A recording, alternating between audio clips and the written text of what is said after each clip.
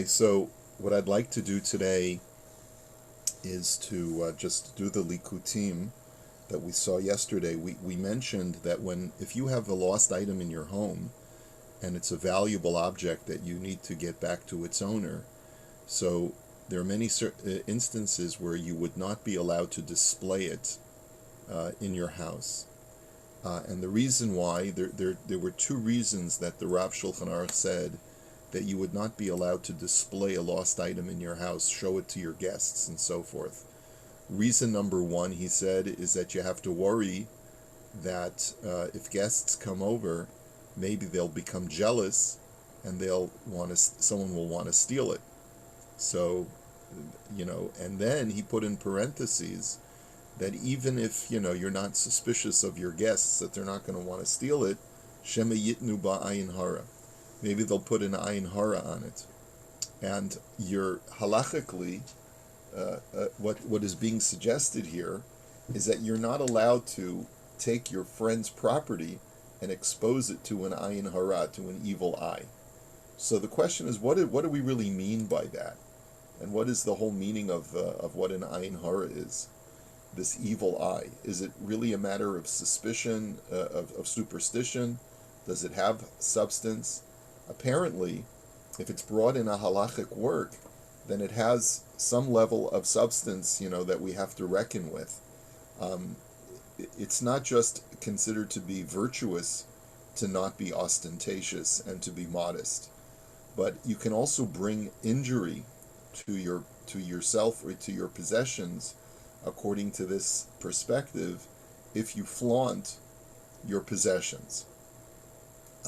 And the Chazon Ish, in his commentary to the Gemara, gave a little bit of perspective on this, and the Likutim over here quotes this Chazon Ish. So we're just going to spend a little bit of time on it, and then maybe comment on it a little bit. So Kasav HaChazon Ish, Divrei HaMaschil Yavu Be Rabbanan Einayhu V'nach Nafshe. The Gemara relates a story over there that the rabbis placed their eyes upon him and he died. There are certain stories like that in the Gemara where Rabbi Yochanan or somebody else looked upon a person and he became a pile of bones, or looked upon a person and he passed away. So the question is, how is it that the Gemara can relate a story about rabbis just looking at someone with contempt and then that person dying? How does it work? Are there laser beams that shoot out of their eyes? Like, what exactly is going on? So he says, Demisodos Habriya, he says, one of the mysteries of creation, Ki ha'adam b'machashavto hu meinia gormim nistarim ba'olam ha'ma'aseh, that it is possible that a person, through their thoughts, can actually cause things to happen in the world of action. So the world of thought is a realm that your mind is connected to, and the realm of thought can actually affect the realm of the physical, of the world of action, through one's thoughts. Negative thoughts can have one impact, and positive thoughts can have a different impact, even on the physical world. Umachashavto hakala tuchal l'shamesh goreim laheres u'lecharban shel geshamim mutzakim. That even a fleeting thought can act as a contributing cause to the destruction of manufactured items. Uchida amr bipsachim nun amid beis kaven denafish apachazaihu shalta behu eina. The Gemara talks about a person who's a bamboo salesman, and that a bamboo salesman will always be sort of plagued by the Ayin Hara. Why specifically bamboo?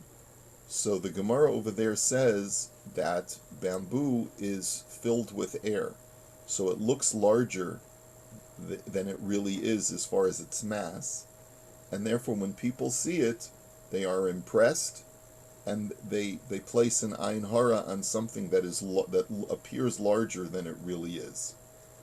Okay. Uchida Amar Bipsach. So yeah. Uvabava Metzia Perik Daled Lo Mistafe Mar Me'ina Bisha V'chulei.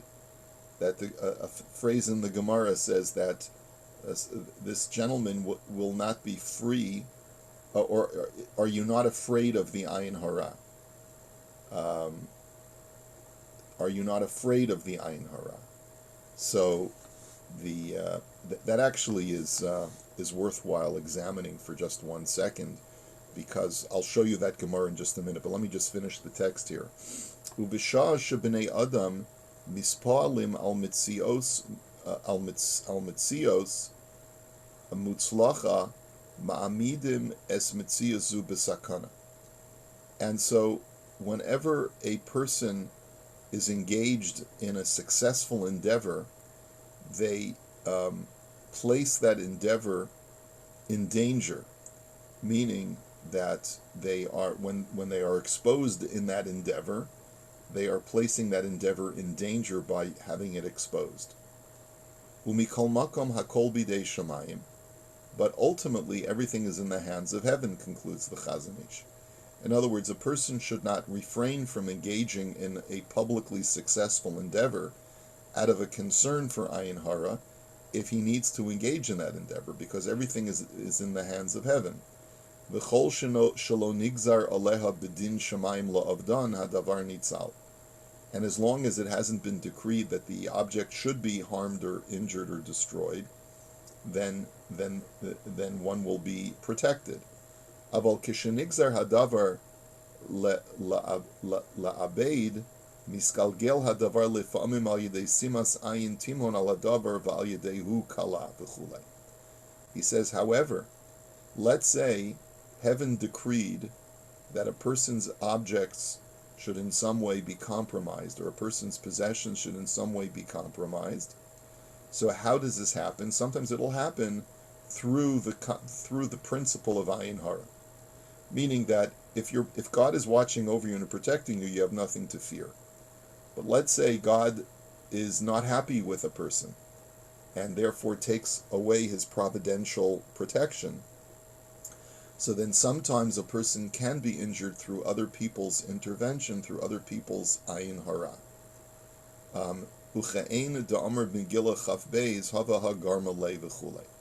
So, like the Gemara in Megillah says, that there are contributing causes, even though it may not be the sole cause for something's destruction, but it can be a contributing cause.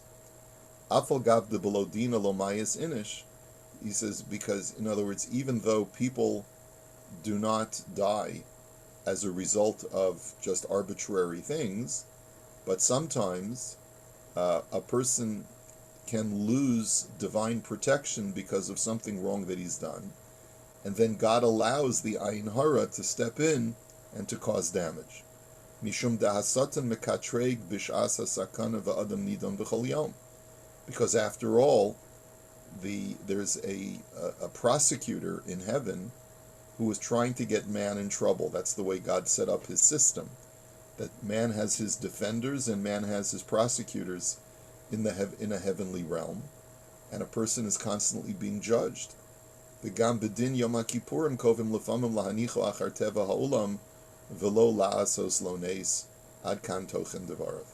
He says, and also sometimes the judgment on Yom Kippur might be that God has decided that he's not going to do you any harm directly, but he's going to leave you into the hands of other human beings. He will leave your fate up to the hands of nature and will not step in to protect you. And so therefore, an Ayin Hara unto itself, if God doesn't want you to be harmed, will not harm you. But what if a person's fate for a particular day or for a particular period of time is decided in heaven, that God is going to leave your fate to the hands of nature, God will not intervene if someone tries to do you harm. So then one of the things that could potentially cause a person harm is this concept called Ayin Hara. Okay, so let me just show you that Gemara in Bava Metzia, because it is a relevant it is a relevant Gemara, because there a person was not afraid of the ayin hara. Just give me 1 second.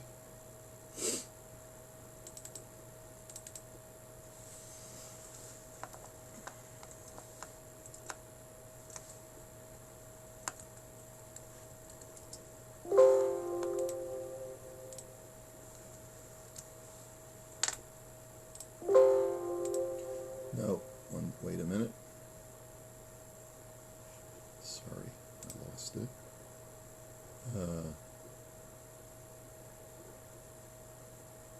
Isha.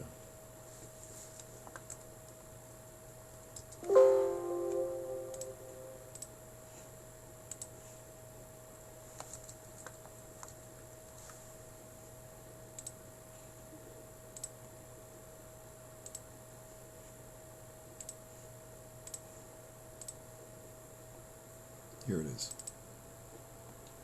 Okay. So,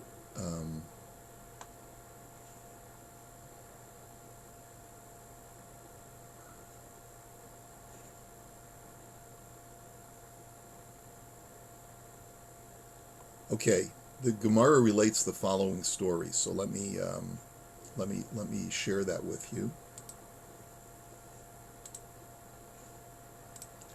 The Gemara relates, if everyone can see this Gemara, starts with the word Rabbi Yochanan. Rabbi Yochanan hava ozil v'yasiv ashare tevila. Rabbi Yochanan was known as a very beautiful man. He was very handsome, and he had this an aura exuding from him, a very spiritual aura, but he was beautiful to look at. So what he used to do is, and this is shocking when you first hear it, he would sit at the entrance to the mikveh at night when women would go to the mikveh. Now, of course, this is not particularly a modest thing to do, nor would it be permitted for anyone to do unless you're Rabbi Yochanan. But what was his rationale? Amar ki salkan benos Yisrael mitavilas mitzvah lifga ubi. His thinking was that when Jewish women go to the mikveh, the first thing that they should look upon when they leave the mikveh is me and my beautiful punim. Ki hechi dilihavi lahu b'nei shapiri kavasi and gemiri oraisa kavasi.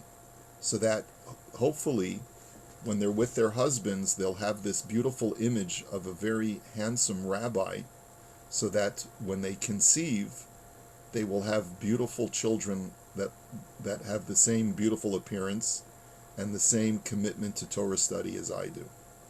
In other words, it would be a good thing for them to think about a holy, good-looking rabbi when they conceive, because according to the Gemara, the images that you think about during the time of conception will contribute to the offspring.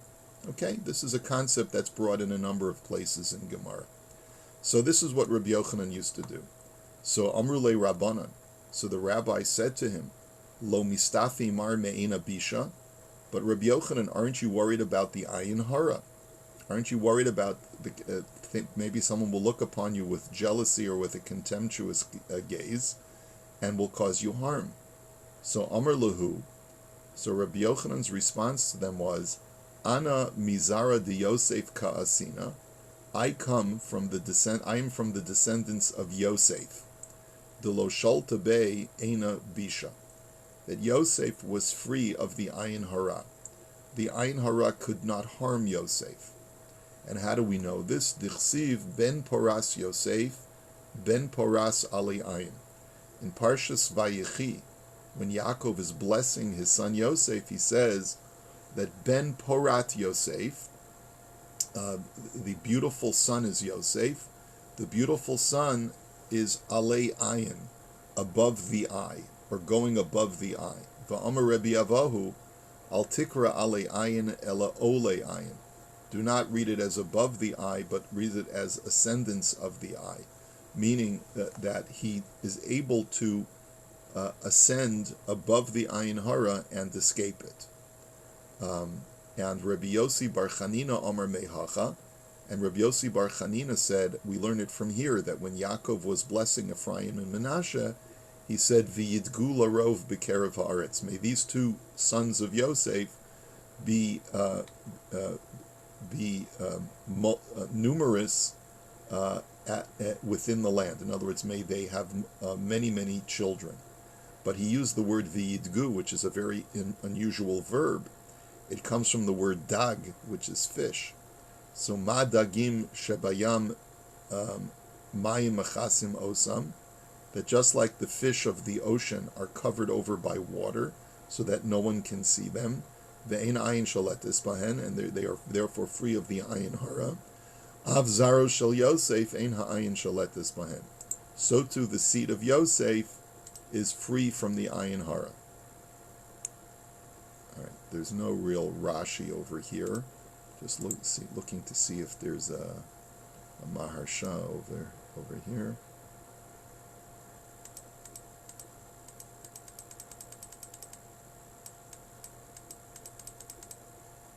Yeah.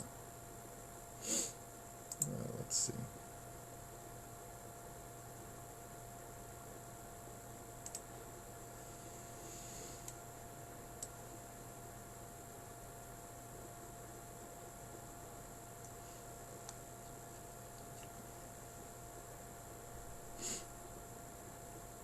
And by the way, this is very relevant to the story of Yaakov taking the speckled rods and placing them in front of the sheep when they were in heat.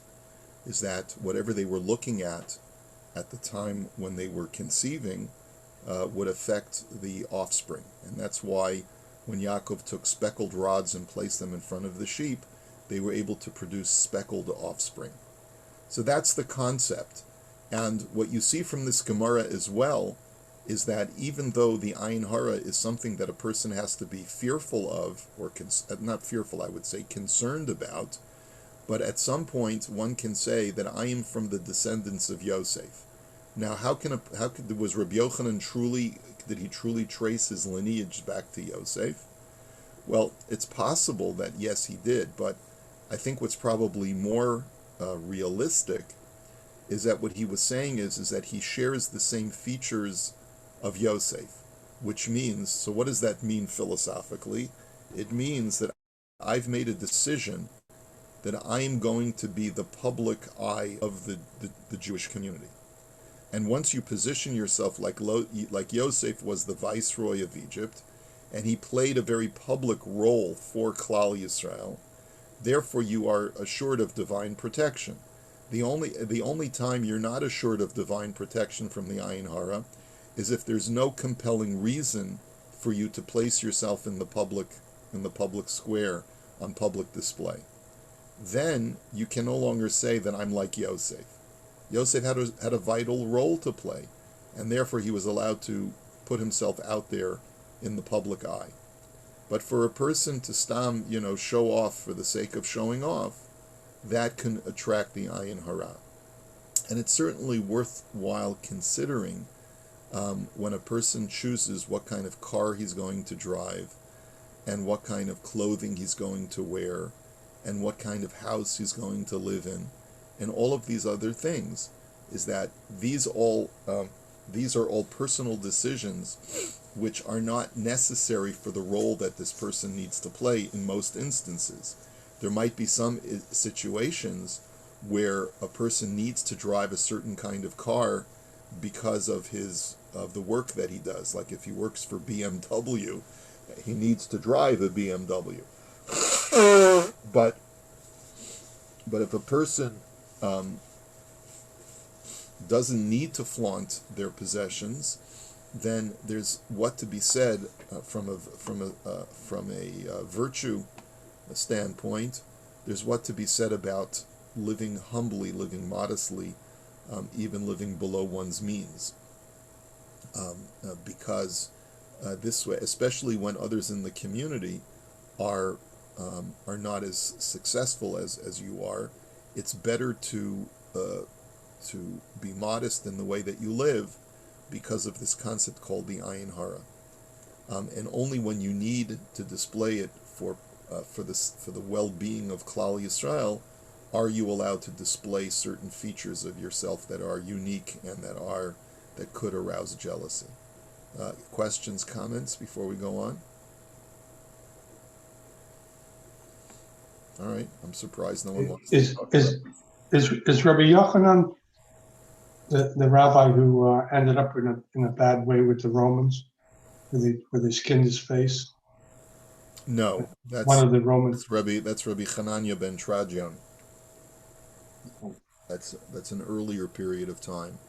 In the But times of Rabbi Yochanan, there was religious persecution, but not in the way that it was in the times of Rabbi Akiva and his colleagues, where it was really bad. Rabbi Yochanan is living a couple of generations after that. this is the same Rabbi Yochanan with Reish Lakish and jumping in because he said, "I'm beautiful. You should see my sister." Is That's right. that? That's right. Uh-huh. Uh-huh. It was one of the ways that Rabbi Yochanan was able to attract Reish Lakish to becoming a Baal Tshuva, is that he Mm. told him, look, if you're looking for beautiful people like me, you should meet my sister. Yes. But I'll only make the introduction if you come with me to the base medrash.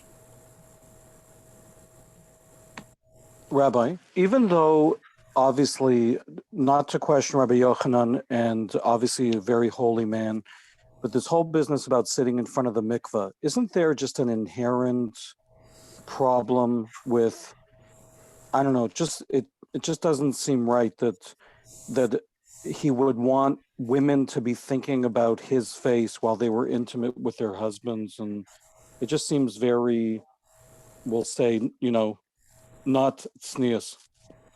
Yeah, yeah, yeah. If it wasn't Rabbi Yochanan, I think I would agree with you, Alan. There's a Gemara that says that you have to be very modest when going to a wedding and praising the bride. And yet, we say Ketzad Merakdin Lifnei Hakala. What are we supposed to sing when we're dancing in front of a bride? And you're supposed to actually say, "Wow, what a beautiful lady this is," in front of her chassan, so that even though normally you're not supposed to comment on a woman's physical appearance, but you have a dispensation to do so if it's for the sake of endearing her to her husband. And so when there are certain behaviors that we would deem to be inherently immodest, but if you're of a very, very holy stature like Rabbi Yochanan and you're doing it for some constructive purpose because you want the children to come up to be that are going to be born in the community to be beautiful, then you're allowed to do it. That very same Gemara of Ketzad Merakdin relates to a certain rabbi who, even though he was Shomer Negia, and he would never touch another woman, but he would pick up the bride and put her on his shoulders when they were dancing at the wedding. Which is like, you say to yourself, what? Wait, what did I just read?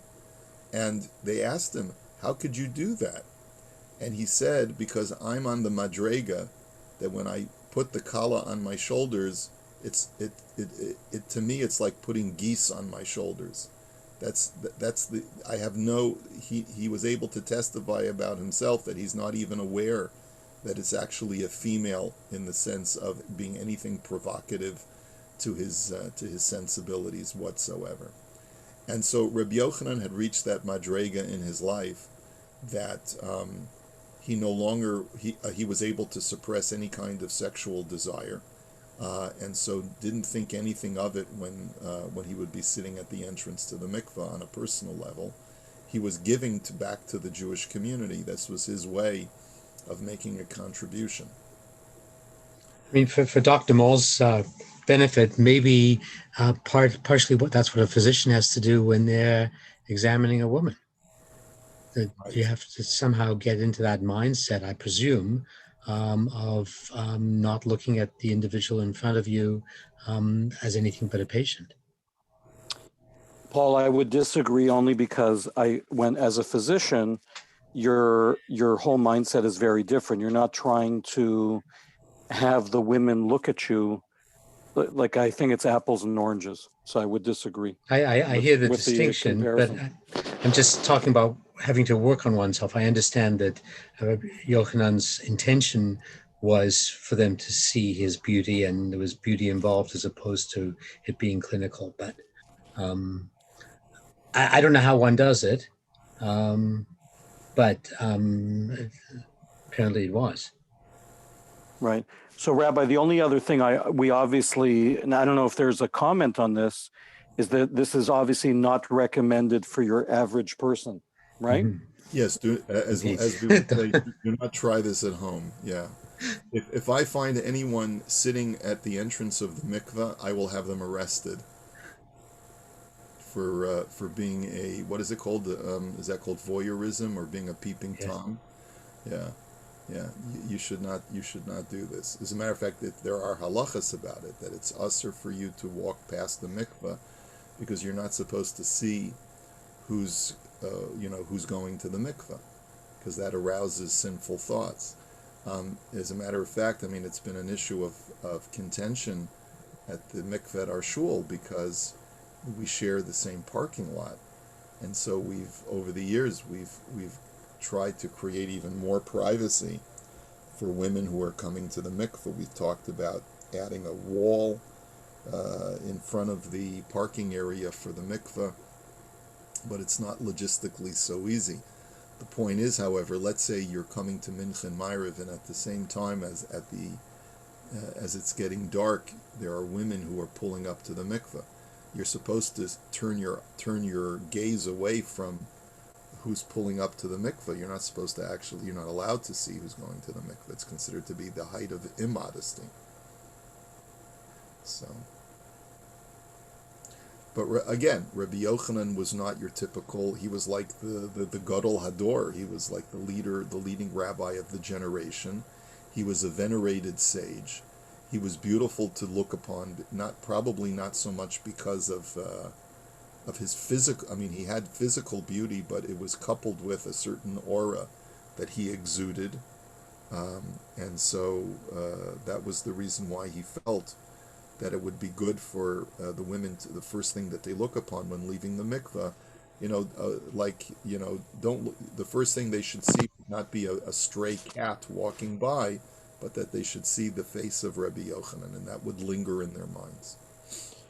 Paul, I just wanted to mention one thing, about the doctor thing that you've said. Yes. So in my entire career, amongst, let's say, male doctors, I've only had one instance where another male doctor, who actually is a gynecologist, made very inappropriate comments about, let's put it this way, the lack of being able to be a physician, when he's examining women. And it turned out, I mean, at the time, this is a person I later found out was actually quite immoral, to say the least. But I mean, it's not something, most physicians look, you just are trained, like you're used to seeing things all the time. So you're hopefully, I can't speak for everybody, but, it becomes less of an issue. But there was this one individual who obviously, had a very immoral streak in him. I mean, that's Alan why it came to mind when the rabbi spoke about thinking of the woman as a goose at the wedding, right? So it's the same in that sense. It's kind of the same. I appreciate that the intent of Rabbi Yochanan was different, and I appreciate the distinction you drew. Okay. All right. So have a good day, everybody. Rabbi, one quick logistical question. Yeah. Are these shirim available on YouTube? I know that the rabbi records them, because I'm going to miss Friday, and I'm just wondering how I access that. They are on my YouTube channel, not on the Bayit channel, but on my private YouTube channel, which also has the Bayit logo on it. So if you just do a search for Daniel Karapkin on YouTube, you should come up with a blue Bayit logo, which is my channel, and you'll be able to find those classes, okay? Thank you very much. Have a good day, gentlemen. Have a good day.